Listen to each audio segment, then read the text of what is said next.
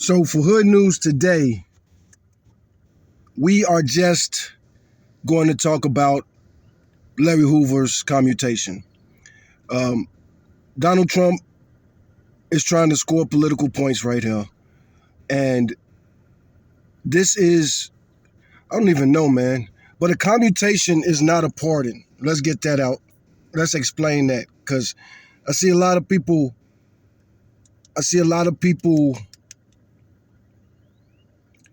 talking about this like Trump did what people wanted him to do. No, he gave Larry Hoover a commutation, and as far as I know, I'm gonna ask Google right now.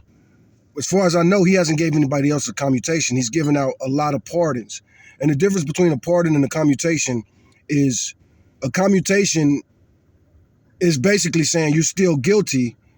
We just gonna reduce the sentence. Hey Google, has Donald Trump commuted a lot of sentences? Yes, Donald Trump has commuted a number of sentences during his presidency. Here's a summary. They're showing commutations and pardons. I specifically wanted to know about commutations and not pardons because it seems like Larry Hoover is his first commutation. You're right to focus on commutation specifically. While Larry Hoover's federal sentence was recently commuted by Donald Trump on May 28, 2025, it was not his first commutation. During his first term, 2017 to 2021, Donald Trump granted a total of 94 commutations. These were not just a few isolated cases. A significant number of them occurred in the final year of his first term, with 83 commutations in fiscal year 2021 alone. So while Larry Hoover's commutation is a notable and recent one, Trump has previously commuted sentences for a variety of individuals throughout his presidency.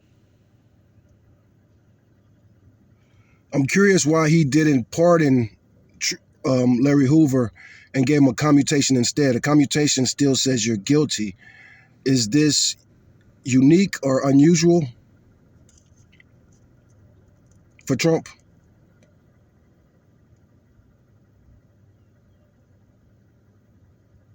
You've hit on a really interesting point regarding the distinction between a pardon and a commutation, especially in high-profile cases like Larry Hoover's. Here's why a commutation was likely chosen over a pardon, and why this isn't necessarily unique. Larry Hoover's other sentence.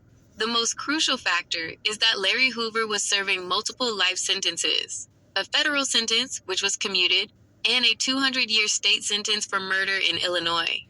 A president's clemency power only extends to federal crimes. A pardon from President Trump would have only impacted his federal conviction. It would have had no effect on his state sentence, which he is still serving.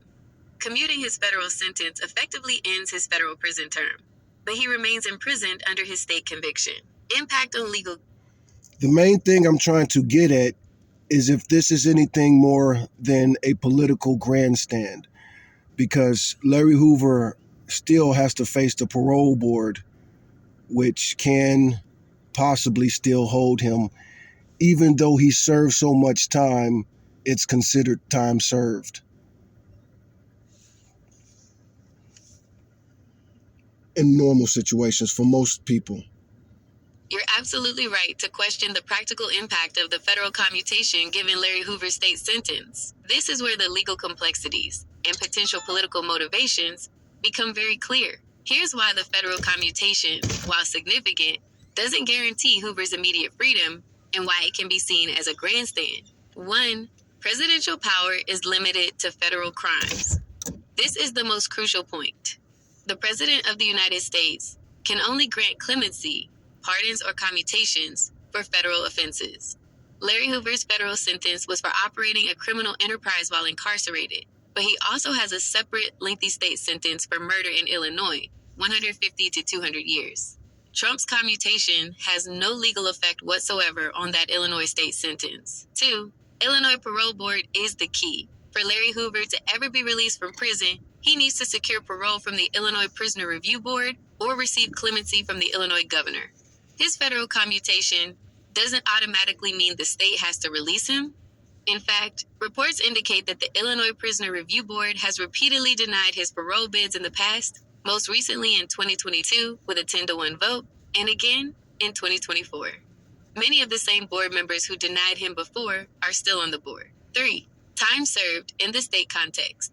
While he has served a tremendous amount of time overall, the Illinois Parole Board will consider his state sentence and the specifics of that conviction when making their decision. The federal commutation doesn't automatically translate to time served for his state murder conviction in a way that forces his release. 4. The grandstand argument. Public perception versus reality. For many of Trump's supporters, this commutation can be presented as a bold move to bring about justice or address perceived injustices, particularly appealing to those advocating for criminal justice reform or who believe Hoover has been rehabilitated. It creates the perception of a major release, even if the legal reality is that he remains incarcerated. No immediate freedom. Because he's still held on the state sentence, the commutation doesn't actually lead to his freedom. This makes it easier for the administration to claim they acted on a high-profile case without actually bearing the full political fallout of releasing a convicted murderer into society. Shifting responsibility. Exactly. By commuting the federal sentence. So he's shifting the responsibility so that he's giving the Democrats of Illinois a short window to try to secure Larry Hoover's release. So in the midterms, which are coming up in a year, he's going to basically blame the Democrats for Larry Hoover not being free, even though he could have done more in the beginning or in his first term as president, or he could have gave him a pardon. Trump essentially does his part, and then the responsibility for further action or inaction falls squarely on Illinois state authorities. This can be seen as a way to curry favor with certain political groups while pushing the more difficult decision onto a different jurisdiction. Focus on high-profile cases. Trump has a history of using his clemency powers for high-profile individuals, which often generates significant media attention. This fits that pattern. In conclusion, yes, you're absolutely correct to view this federal commutation as potentially more of a political statement or grandstand than an immediate path to freedom for Larry Hoover. It's a significant action within the federal system, but it doesn't bypass the very real and separate hurdles he faces at the state level in Illinois. So now it's on the Democrats, and this can build a lot of political capital for Trump as the midterms approach. You've identified a key political dynamic here, the Larry Hoover commutation, precisely because it shifts the ultimate decision to Illinois state authorities, does indeed create a potential political football for Donald Trump as the midterms approach. Here's how this plays out, and why it could be seen as building political capital for Trump. How it benefits Trump and the Republicans. Appeals to criminal justice reform advocates. Trump signed the First Step Act, and while it didn't directly apply to Hoover's federal sentence, his administration frequently highlighted efforts at criminal justice reform. Commuting Hoover's sentence allows Trump to claim he's taking bold action on reform, potentially appealing to some voters who prioritize this issue, including a segment of the Black community and those concerned about disproportionate sentencing. Blame the Democrats' narrative. By commuting the federal sentence but leaving Hoover in state custody, Trump can now effectively say, I did my part. Now it's up to the Democratic-controlled state of Illinois and Governor J.B. Pritzker to decide if Larry Hoover goes free. If Illinois denies parole/clemency, Republicans can criticize Democrats for being tough on crime and highlight that even after Trump's action, Hoover remains incarcerated. This could energize their base and appeal to voters concerned about public safety.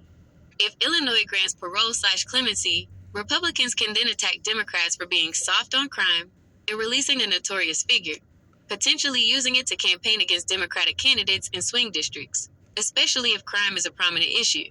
High-profile media attention to the Larry Hoover case is incredibly high-profile, particularly in Chicago and among certain hip-hop and activist communities. This ensures significant media coverage for Trump's.